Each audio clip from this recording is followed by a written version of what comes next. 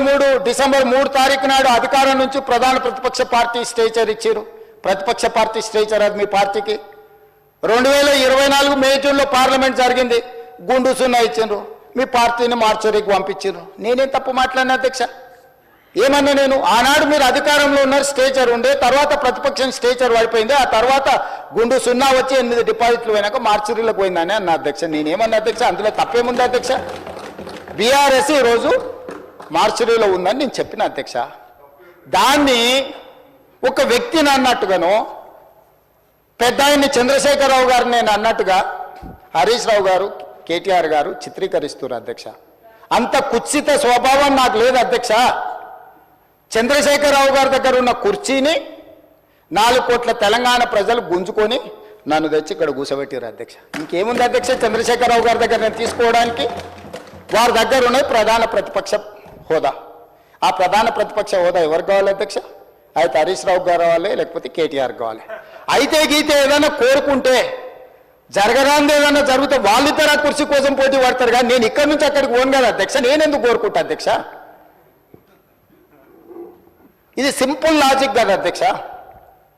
నాకెందుకు ఆపాదిస్తున్నారు అధ్యక్ష అట్లాంటి తప్పుడు మాటలు అన్నిటినీ?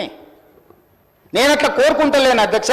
100 సంవత్సరాలు ఆయురారోగ్యాలతో చంద్రశేఖరరావు గారు ఉండాలి, వారు ఆ ప్రతిపక్షంలో అట్లనే ఉండాలి, నేను ఇక్కడనే ఉండాలి, వారు సూచనలు చేస్తూనే ఉండాలి, నేను మంచి పరిపాలన అందిస్తూనే ఉండాలి, మా ఆర్థిక మంత్రి గారు మాకు నిధులు అందిస్తూనే ఉండాలి అధ్యక్ష. ఇది మా ఆలోచన అధ్యక్ష, ఇది మా భవిష్యత్ కార్యాచరణ. నేనెందుకు కోరుకుంటా అధ్యక్ష? నాకెందుకు? వాళ్ళు సరిపోను అన్నట్టు మళ్ళీ నేను కావాలా? వాళ్ళ ఇంట్లోనే పోటీలు పడుతారు నలుగురు, ఎవరు అందులోకి రావాలను. మా మిత్రుడు మహేశ్వర్ రెడ్డి గారు కూడా ఉన్నారు. మంచి మనసు ఉంటే మాతో పాటు ఇక్కడ కూర్చుంటాడు, ఈ రోజు కాకపోతే రేపైనా. ఏమున్నది అధ్యక్ష, నాకు మంచి ఫ్రెండే, నేనేం కాదంటలేను అధ్యక్ష.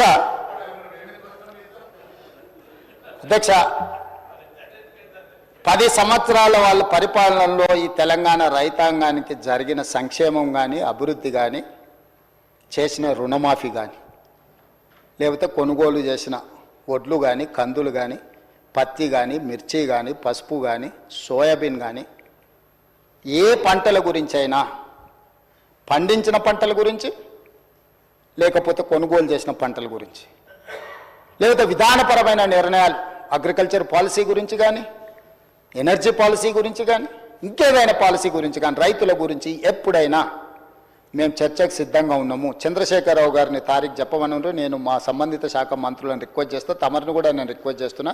ప్రధాన ప్రతిపక్ష నాయకుడు గారు ఒకవేళ ఏదైనా సూచన చేస్తే, any specific discussion on the subject, మాకేం అభ్యంతరం లేదు అధ్యక్ష. నేను కూడా మిమ్మల్ని విజ్ఞప్తి చేస్తున్నా, రైతులకు సంబంధించిన దాని మీద వారు ఎప్పుడు అడిగినా మనం చర్చ చేద్దాం అధ్యక్ష. అదేవిధంగా అధ్యక్ష, మహిళలు ఆడబిడ్డలు ఆశీర్వదించి రేవంత్ అన్న అని, పెద్దోళ్ళు మా బిడ్డ, మా పిల్లగాడు, మా ఇంట్లో పిల్లగాడని అనుకోవడం వల్లనే ఈరోజు నేను ఇక్కడికి వచ్చిన అధ్యక్ష.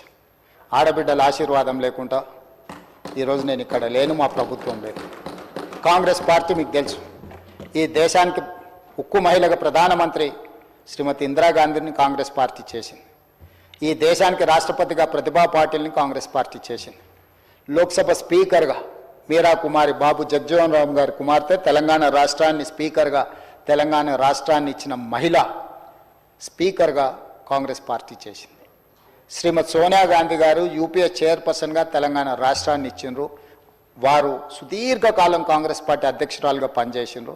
మహిళా నాయకత్వాన్ని ఆమోదిస్తూనే మహిళల యొక్క సాధికారికత కోసం మేము నిరంతరం ప్రయాణం చేస్తూనే ఉన్నాం అధ్యక్ష. మహిళల గురించి ఏ రోజు కూడా మేము వాళ్ళలాగా తక్కువ అంచనా వేయలేదు అధ్యక్ష. మొదటి 5 సంవత్సరాలు మంత్రివర్గంలో మంత్రి ఇవ్వలేదు.